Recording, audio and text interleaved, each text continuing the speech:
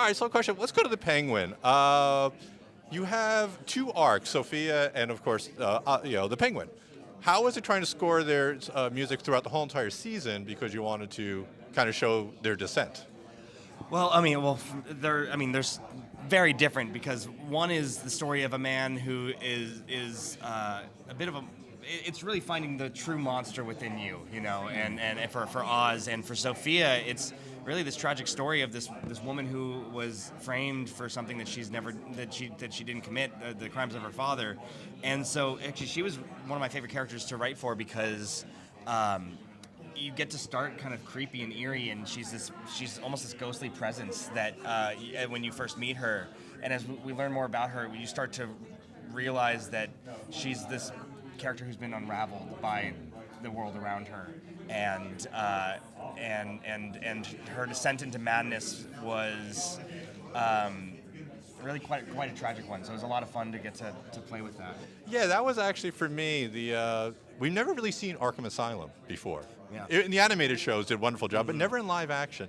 How is it for you to be able to go into, for the first time really on film, the score of the Arkham Asylum? Oh, it's terrifying because again, if you've seen that first scene that when she gets thrown in there, it's just they're hosing her down, and it's just this horrifying sequence that Lauren LeFranc did such an amazing job with, and I just wanted to do my best to try to make something really unhinged, and so on the scoring stage when we were recording the strings, there were all these moments where I changed a bit of what I wrote to be less perfect, or like in terms of you get to work with some of the best musicians in the world and who've trained their whole lives to play things perfectly, and I'm like, make this messier, start off like really in sync and just get messier and scarier with it.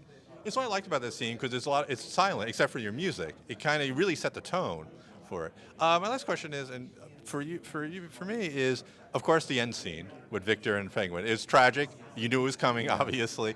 How was for you scoring that moment? Because it was, to me, one of the most tragic moments I've ever seen in a superhero type of story. It was tough, and because I remember Lauren LeFranc, the showrunner, she said to me that when she was writing it, she had a horrible time writing that scene. When the editor was editing it, he had a horrible time editing it because it's so disgusting, and it's such an intimate moment as well. This kid is just pouring his heart out, and it's very sad, and just to have him turn on a dime like that. And so actually, simplicity was really the key for that. I mean, it's essentially just kind of one note, a sustain, and just very soft, and because you really want to hear all the sounds of the neck breaking. We also don't want to push you into feeling something.